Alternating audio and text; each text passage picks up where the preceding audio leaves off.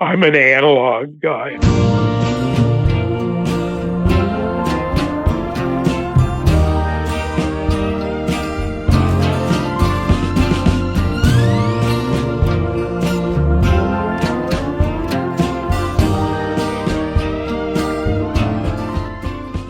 Hello and welcome to episode 31 of the Who Cares Anyway podcast. My guest is Danny Cohen, and yes, I do have a cold, and yes, this episode is a little bit of a departure in the sense that Danny Cohen is not somebody who appears in the book Who Cares Anyway and would not have made sense to appear in it. But in another sense, it's not so much of a departure in that the whole purpose behind this podcast is to go off on tangents, still related to San Francisco in the late analog age. And so there are definitely some connections there. Among other things, Danny Cohen, lived in the Bay Area at a few different points. And he played several times during the era when I lived there in the early 2000s at Doc's Clock on Mission Street, a place that I don't ever recall seeing live music at in any other circumstances. And I don't even remember there being a cover charge. It just seemed like they were playing, he and his band were playing for kind of whoever happened to be there, which is kind of a strange thing when you sit down and listen to all that's going on in the music and you look at some of the collaborators. So at those shows, Ralph Carney, the saxophonist who played with Tom Waits and many others, was there, part of the band, and he could not have been doing it for the money. But getting back to our guest, he grew up in Los Angeles, where his band, Charleston Grotto, existed in one form or another for about 20 years. If you can believe it, 1959 to about 1980. So they were very young when they started it. He and his brother, Greg Cohen, the bassist, and a couple of others, a guitar player known as Fidel, who we'll hear a little bit about. They started the band when they were very young in 1959 and continued really through the 70s until Greg Cohen went off with Tom Waits.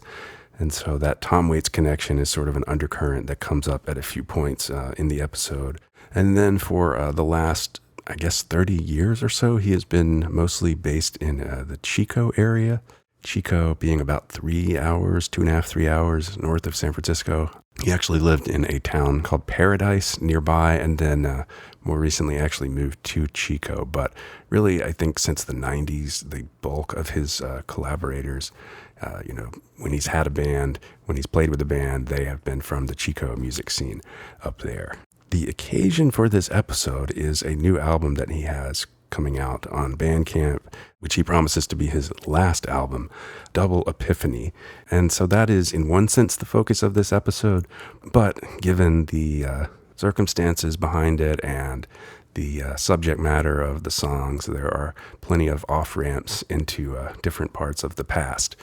I might have been derailing things onto some of those off-ramps, but I had a lot of questions. I still do have some questions, but sometimes it's best not to know everything, right? Sometimes it's good to still have a little bit of mystery. But I still learned a lot from this episode, somebody whose music I have listened to and championed for a long time. And so maybe an acquired taste, but an original voice, even if he is not going to be on the New York Times' top 30 living songwriters list. But anyway, that is a long preamble, so I will finally step aside and let us get into the interview with Danny Cohen.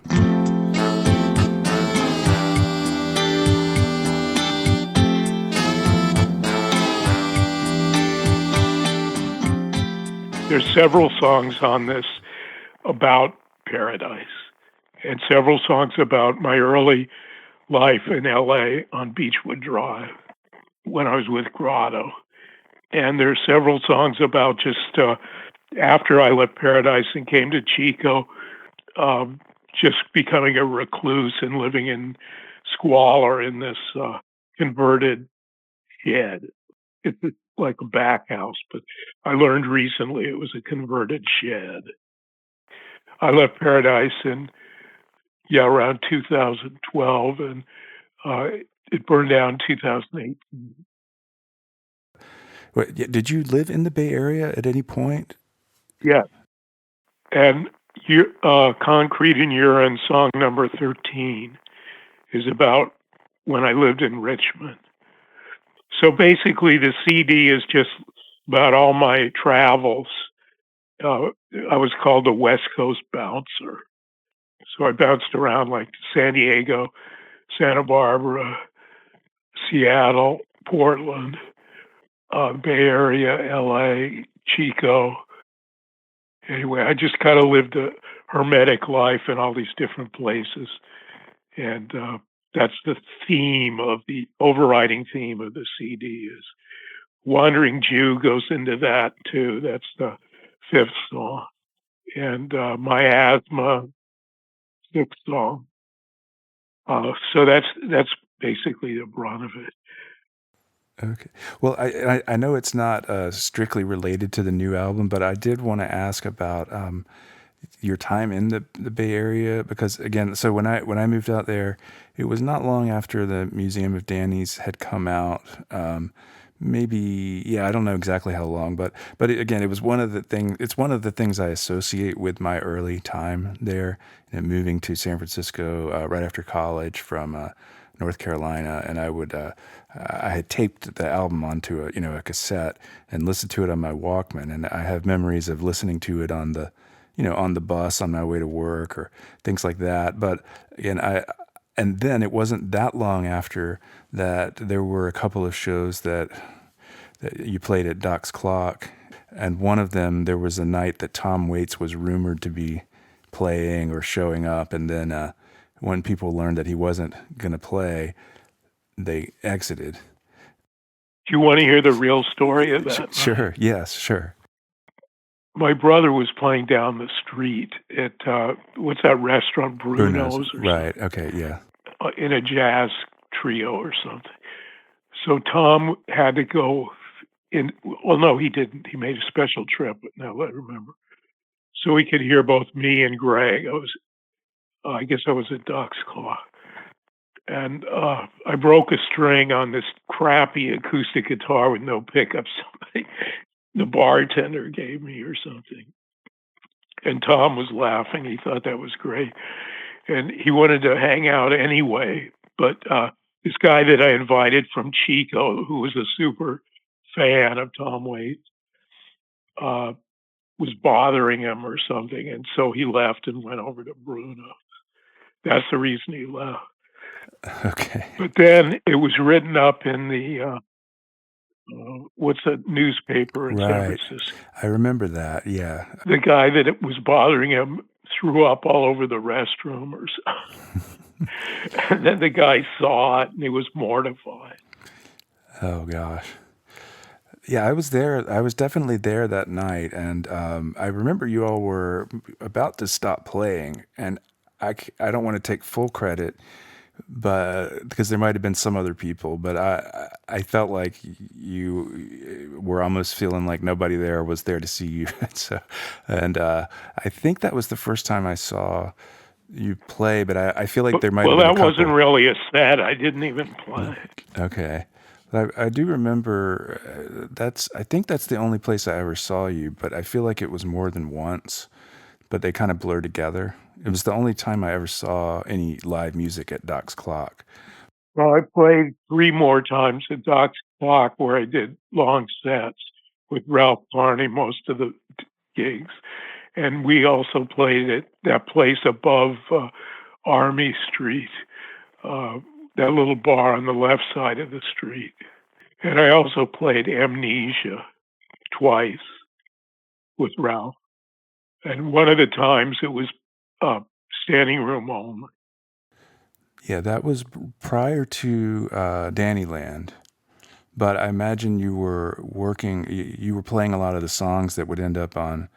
Well, I remember hearing songs like Rigor Mortis on the Ridge that didn't come out until many years later. And piano is a religion. Every Wednesday night,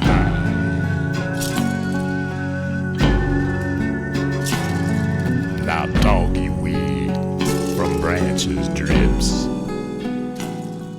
the version of Rigor Mortis on this record is with Ralph Carney, and it's the best version. I put out another version of it on Shades of Dorian Gray, which is more accessible and commercial than this one, but this is the best version. Also, the version of Concrete and Urine, which follows it, is a better version than the one on Self-Indulgent Music. El Cerrito del Norte. And my life's like that train. Every stop feels exactly the same. Concrete and urine. Concrete and urine terrain. In a couple of cases, these are the same. These are like different performances, but in other cases, they're different mixes of, or the contain. The only one that is the same mix as anything that's been put out already is Thin White Line. Okay, and that's because they added reverb to it in New York. Tzadik did, and nobody in the band liked that version as good as what was on a DAT tape with the same take, but without the reverb. And also you can hear the lead guitar, the surf-like lead guitar, a lot better. It's much more intense. Was Museum of Danny's was not that was more like a compilation of stuff that you had already done, but I could be totally wrong, but I had heard somewhere or read that you had tapes that you had shared around with people, but I don't know if any of those songs had come out in any form previously. Yeah, well, that's what this is. I'll get to the second half. Okay. There are plenty of cassette tapes I have with different mixes, different periods of time where various songs were redone. What this is Charles Monarchy, my drummer on this record and with my band, had a bunch of DAT tapes that he got from me that he wanted to go through because he's an archivist and he's doing all the Chico music scene on a special site. And it's completely thorough, but it doesn't interest me because I don't like the Chico music scene. There's way too many bands and they're all terrible and it's very nepotistic. But anyway, the DAT tapes had really clean, clear versions of songs we rehearsed in the keyboard player's living room because he had a B3 and a Mellotron there. So those were only 2-track. They were mixed down to 2-track when we recorded them, or maybe after we recorded them on a 4-track and mixed to DAT or something. I can't remember how we did it. But anyway, he found a whole bunch of material, and I just went through it several times and narrowed it from about 50 songs to 4 or 5. And that's what's on here. And like I say, the Concrete and Urine, I prefer this version, the new version. The Thin White Line that was on Museum of Danny's, I prefer this version. I did Gargoyle Blues on my Vanity CD, Cabernet Sauvignon. This Gargoyle Blues is the definitive one, but it's kind of also outre and kind of murky the way it's mixed. So the version I already put out is a little more decipherable, but not nearly as good. And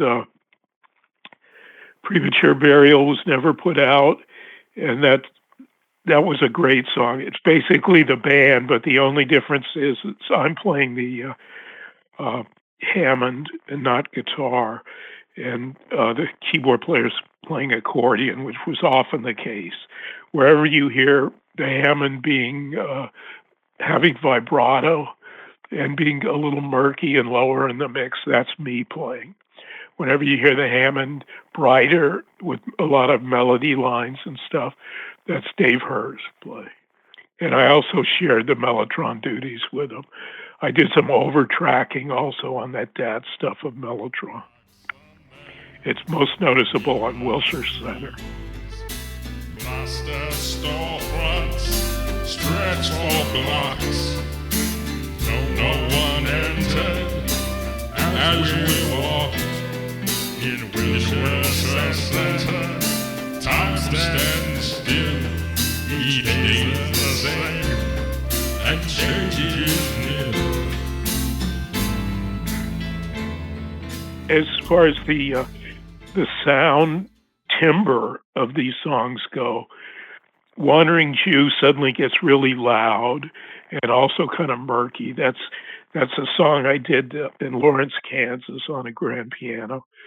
I wrote it when I was on tour, and I came back and recorded it on the Woman's Club grand piano. And it's an interesting piano sound because I used this cheap mic and I sang it live at the same time. And I think I overdubbed a bass and some drum machine at the very end of it.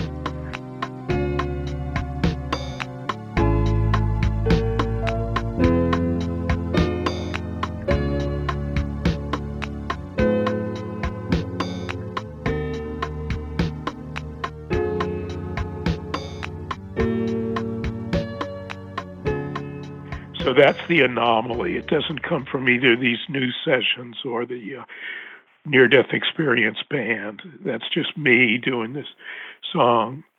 And my asthma is also the band, but it's like a different lineup of people playing. When were you on tour? With Matt Suggs. He's an indie guy. We opened for Bright Eyes. Oh, gosh. That must have been... That was something. The guy tried to tackle me, that Connor Oberst, in a romantic way, I think. But then he refused to acknowledge my existence when my label asked him to say something on the little blurb sticker on the outside of the CD. He said, "I don't know who he is." And so they got, who was that guy? Eel or somebody, I don't know. But anyway, I went on tour with them. It was really something. But I created kind of a, I don't know what you call it, not a legend, but something, by kind of taking over the reins of his band. Kind of like Beefheart did with Zappa on Bongo Fury. I sort of took over and became this soloist on keyboard. And it was what most people responded to from the set. Wow.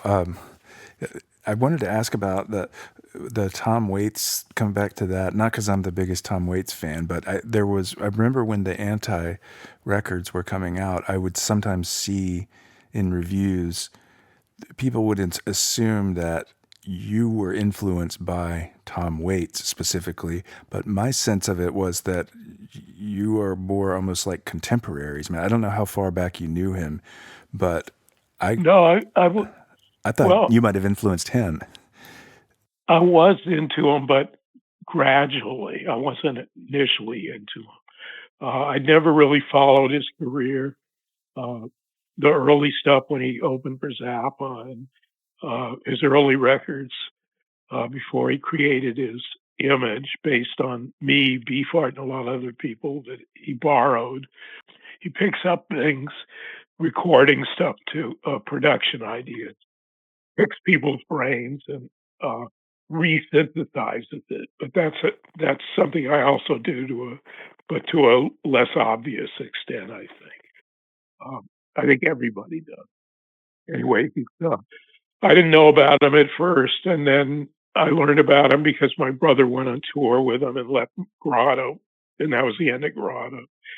But we traded cassette tapes for a while, and so we sort of influenced each other. Did he see, because there is one of his songs on the Black Rider where he mentions Charleston Grotto, and it's not about talking about a band, but that has to be a reference. Yeah, it's about my band. He also says, insist on locality data. That's something me and Greg got, my brother, from the Pacific Shell Club in Exhibition Park, LA. That was their motto, insist on locality data. I don't think. But he knew about it. I mean, you all were in LA at the same time. Yeah. Tom lived in LA near downtown. And did you all live in Silver Lake, which the song? No, he was closer to Temple. Okay. He was nowhere near Silver Lake. Okay. Yeah, well, what happened was he became my brother-in-law once removed, I think it is, because my brother married his wife's sister. So I had to go to his house in Northern California when I was living in San Francisco or whatever for Thanksgiving and so forth. Last time I was there for Thanksgiving, Rebecca Mornay sat next to me. Wally George's daughter, the conservative talk show guy from LA.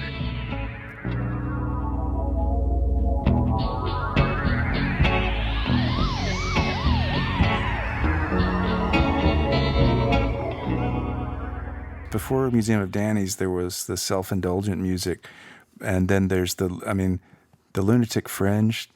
There's some good stuff on that series, I think, more than some of the other parts of the label. I mean, I really like the Rod Keith compilation. I also did the Mark Bowman. Oh, right.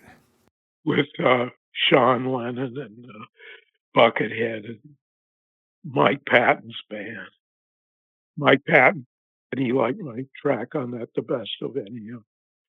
I ran into him at a synagogue in South San Francisco.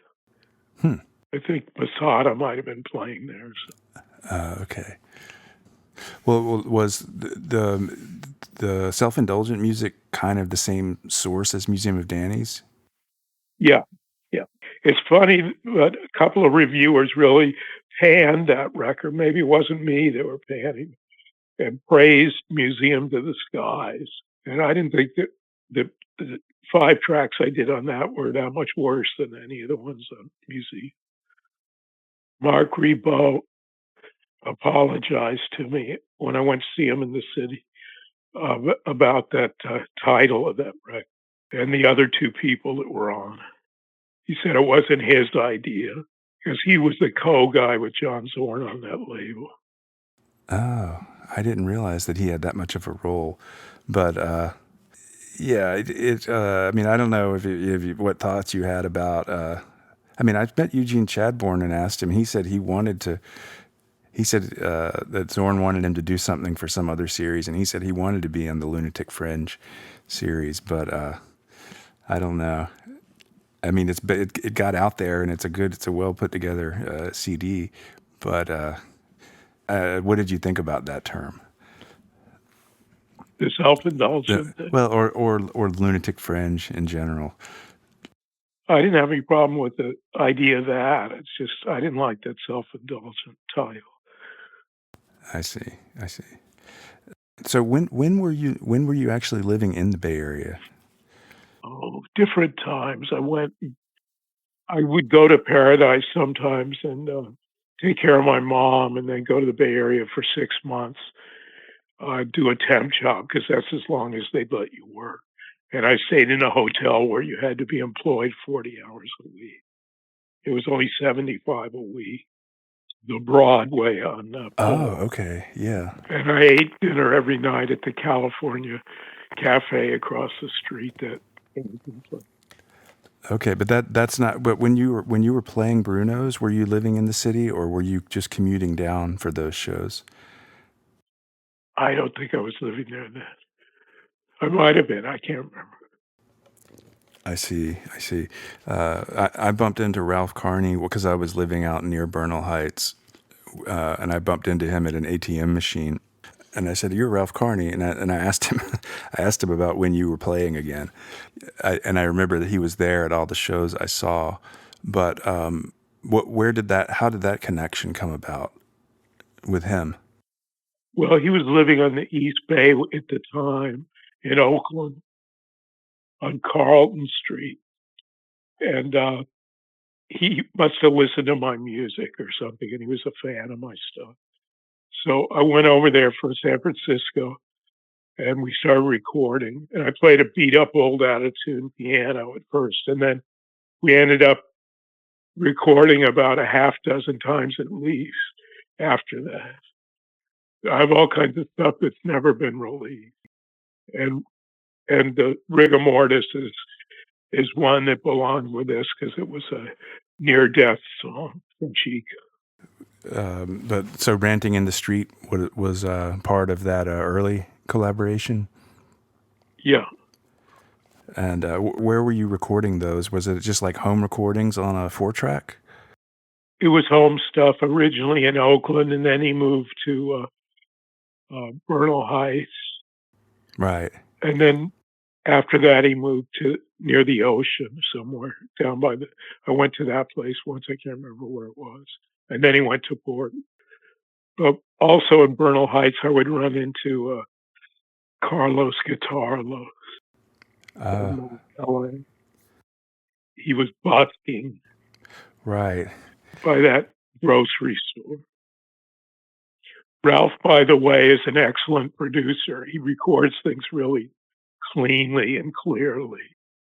He's just got a computer and some home gear, but he's as good as any recording studio. In fact, better than most of the Chico so-called recording studios.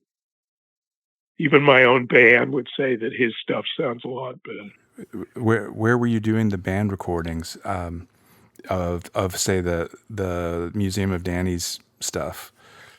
Well, we recorded some stuff in Dave's living room, and other stuff was at Humboldt Studios. It was just a computer, basically. And I recorded stuff with Joseph Hammer, the LA Free Music Society people, him and Rick Potts. And Rick Potts actually played on some of those tracks.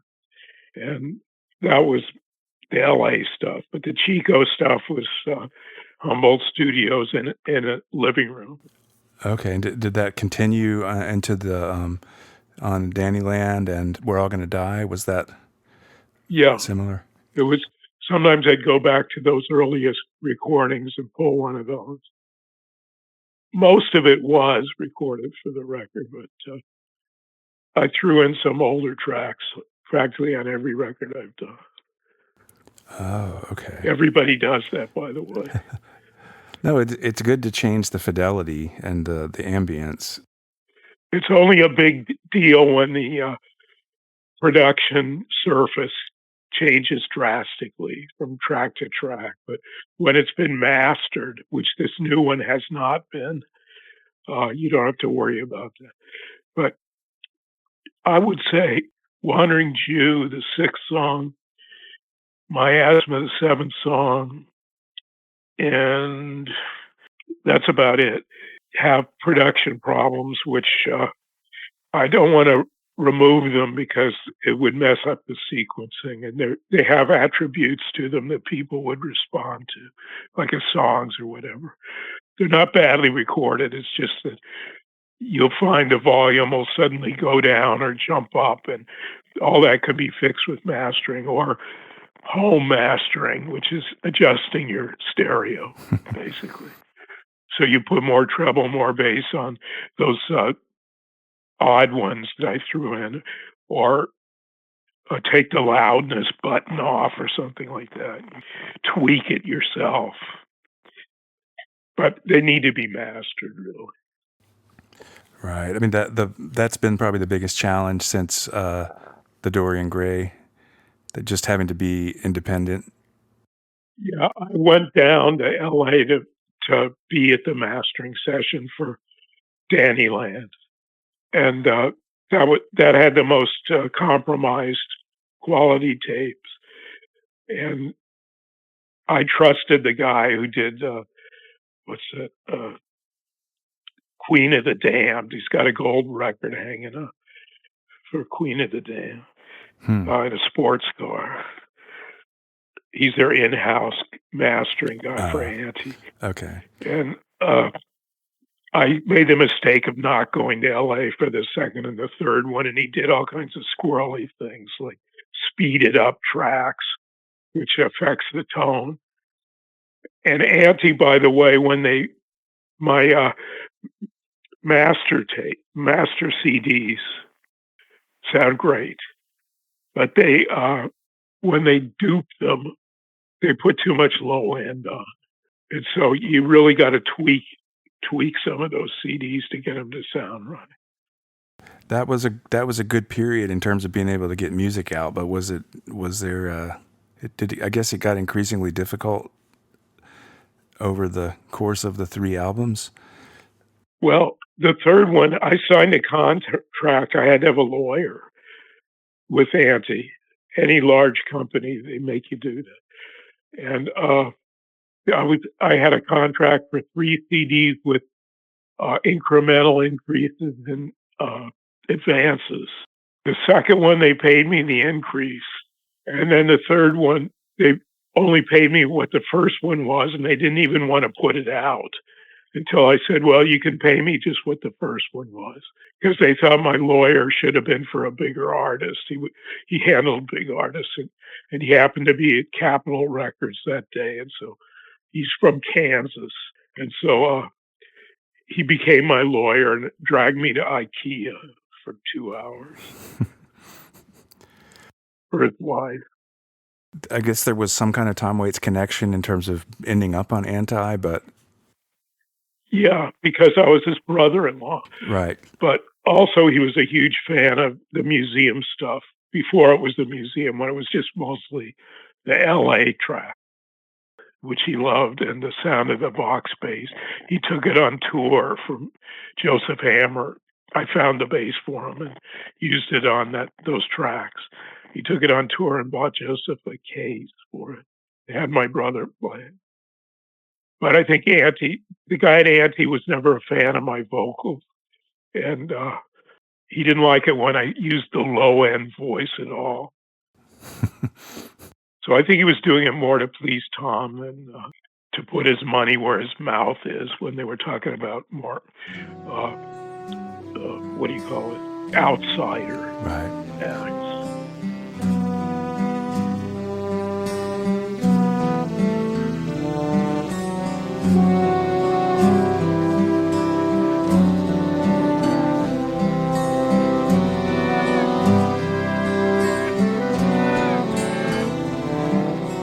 Fidel, the guitar player in Grotto, hated the Beatles because he loved the Stones. So I had to not only love the Stones, but I had to pretend to be Mick Jagger for decades. But it kind of was a good influence on some of my vocals, which I was thinking when I was listening to this. I was hearing a few Mick Jagger moments. And Bob Dylan, there's some line I say in there which was made more effective by my training. There's an interesting thing in that Palm of My Hand, this new version, which is why I preferred it to the one on Dorian Gray, is that I put in the melody from the first Noel on the accordion, which made the voicing was perfect for it. And I did it just as a joke to kind of mock the Tom Traubert's blues, the Waltzing Matilda. But it worked pretty good, and that's why I put that track on. Well, the Charleston Grotto reissue that came out, or not reissue, but release that came out about 8-10 years ago, there's just 2, there's 76 and 78, but that band had been around for a long time before then. Yes, it's 1959. 59, wow. It was a different name originally? Yeah, the Beechwood Boys, and then the Fantastic Four, and then Charleston Grotto. Charleston Grotto was when we stopped being a kiddie band and started doing more covers and getting better equipment and stuff. It was both a good and a bad thing, depending on your view. But in the 70s, it became kind of a rhythm and blues funk band. And that's what that record was. I wasn't sure, yeah, because that first half of the Charleston Grotto is more in that funk band, whereas the second half of it sounds closer to, you can hear more seeds of your later songwriting in the second half of it. But how much, were you the principal songwriter, or was the guitarist doing a lot of? The guitarist. The ones I wrote on that record were Raw Sewage, Old Gene, Slash My Wrists, and Silver Lake. The ones that were more like songs and less R&B riffs. Fidel had a weird habit of appropriating things.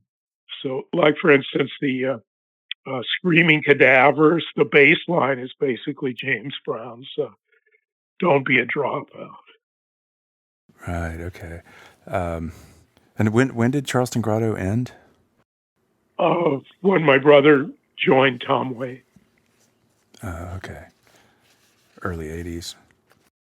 But it would have ended anyway because Fidel was always promoting his Holiday Inn bands instead of Grotto. Were those the ones on that? Were those the only recordings, or? Oh no. He's very covetous. He's got a website. He won't let me post anything. He won't post anything on Facebook. He's like Zorn. Zorn does the same thing. That's why you can't find the museum on YouTube. I think it's. But he guards all that stuff like he thinks it's going to make him $1 million someday. But there's hundreds and hundreds and hundreds of tracks. And then your old cassette stuff, I mean, how much of that is still unheard? A whole cosmetic case full. There's so much material, I can't even begin to ever want to put it out. Just because you don't want to have to go back through it, or? Yes, and because the sound quality problems and everything else. Were you recording on your own 4-track, or were those sessions that you did with other people? Both. Both, okay. Some of my favorite stuff I did myself in Paradise. One of those was released on that compilation, Harmonica Blutions, which was Nobody's Show is the name of it. I'm a real fan of that entire record I did that was on. Yeah, what was that? Because it has a different version of Museum of Danny's. It has a couple of other songs, but that was another. Would that be basically called from the old cassettes? Yeah. Okay. That one is the most outright compilation of anything I put out. It has 4 new songs I did with Charles on drums, but it's all, other than that, it's all compilation. Yeah, I was always, I mean, they do list the musician credits on Museum of Danny's, but they're very hard to read. But I guess it's good that they didn't give too much information, because I always had to use my imagination about, you can't really tell, you can't pinpoint when a lot of it was recorded, apart from, maybe the early 90s, just because of the absence of bad 80s sounds. But somebody could have recorded, a lot of it could have been recorded in the 80s as well, because it wasn't like you were using cutting edge technology or like you weren't using like hot off the presses synthesizers that instantly date something. No. I'm an analog guy. I prefer 2-inch tape, no computer, but I can't do that anymore. So, did you have in terms of things like the Casios or drum machines, or like specific favorite, like a go-to model or a go-to device that you used? Oh yeah, you just use whatever you have lying around. Right. Okay. If it's a toy or it's a good, interesting instrument, or some friend of yours has something that you want to use. I had a lot of energy when I was younger to do things like that. I would go to the college and put up ads for a French horn player or a trombone player and get them to play on one of my recordings for nothing. And I could write it on staff because I was classically trained as a musician. I was going to ask because I remember when I saw you at Doc's Clock, you had chord chart or something on sheet music. I don't know in what form of notation, but some of the voicings on guitar were like, they seemed like contortionist fingerings, like they were not. They were. Yeah. But had always been curious, how much of that was self-taught as opposed to. There was a lot of those kind of chords, and a lot of journalists pointed that out. What they call it is trying to do a piano chord on guitar. Okay. By putting in bass notes from the low end of a piano and the high register notes from the high end of a piano, all in a mid-range chord added to it. Is that kind of the signature of your style, you think? Absolutely. I don't know if I could do it now because I probably have arthritis to some extent, as do all my peers who are musicians. Right, because usually I can tell if I hear a 1-4-5 progression, or I can tell if something's a chord that's not a standard chord. I'm not terribly well trained, but when I hear your stuff, it's kind of in between. Like there are a lot of chords that it's like, that's not a straight major. That's right. I noticed that on the first Beatles album, Meet the Beatles. George Harrison, to me, that was the best part of the Beatles, is the chords he was doing on that record. And John Lennon's ballads. The reason I didn't write my stuff out on staff, except for guest players like the violinist and the French horn player on Magritte, I did that, but it was pretty simple. The parts were simple. French horns also got simple treble clef writing, which is the instrument I was trained on. But I never wrote on staff because it's a lot faster to just give them a diagram of a chord if they're playing chords or some notes above it. And I don't like writing keyboard on staff. It's a pain in the neck. Plus, probably the people you played with in groups were more used to just kind of. Yeah, they were used to that. I picked players, and this is important to this CD, on the second half of it, the near-death part. I picked players who had attributes that would enhance what I was writing, not because they had technique. And it always paid off. Our 100-pound homunculus hawks up the muni bus. In a storefront church, Latino praises I cuss. In San Francisco.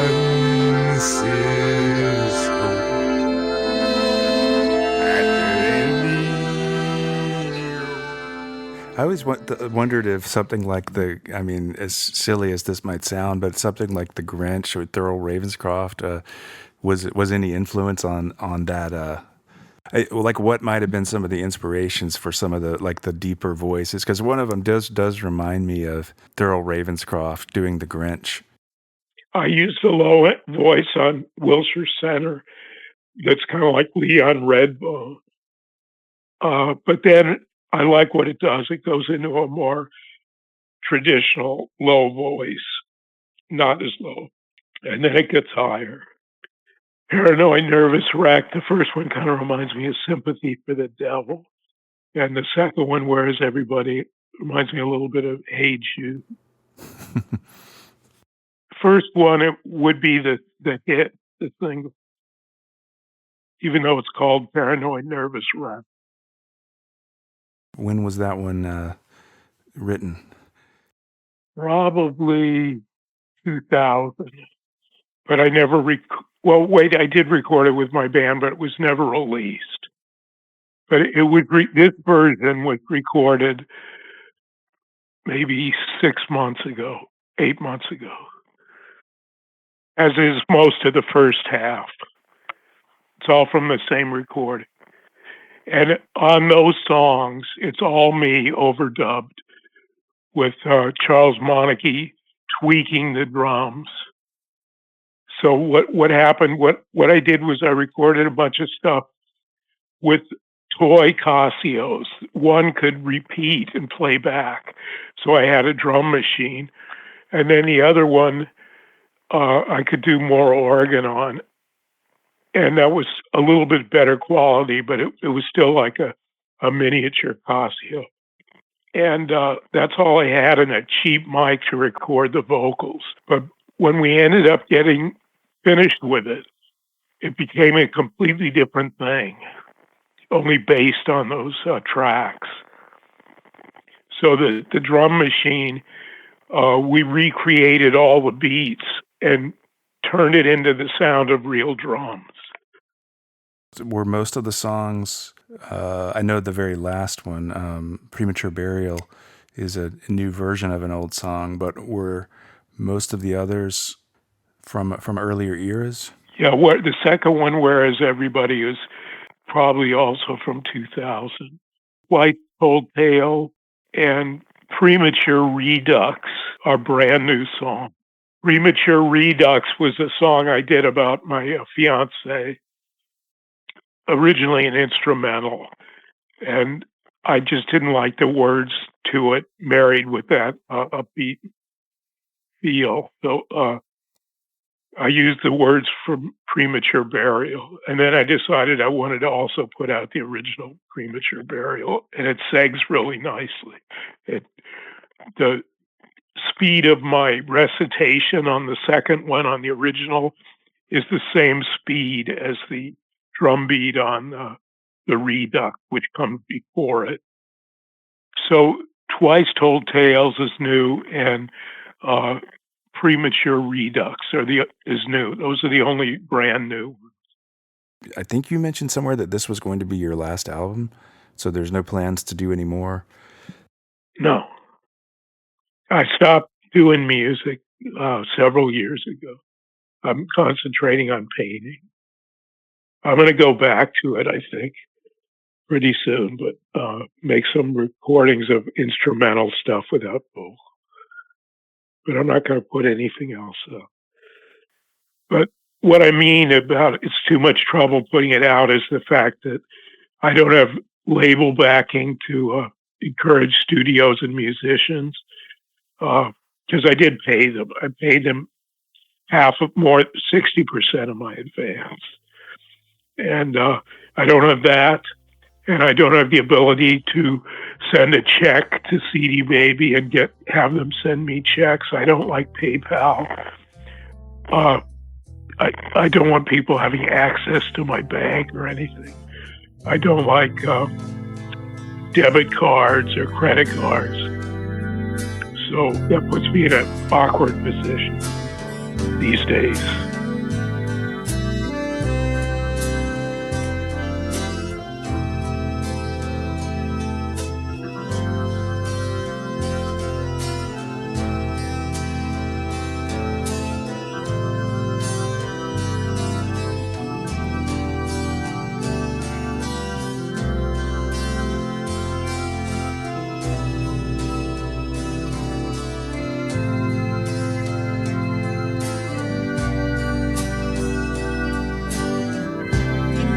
Imagine you were pregnant, that your father read our eyes address.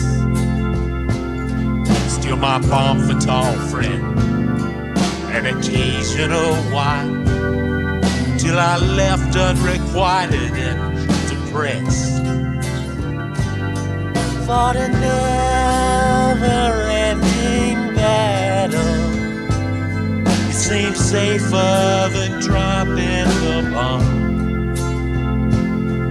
Now everything's gone, and it's all a wasteland, just a standoff like Vietnam. Once I had you, the palm of my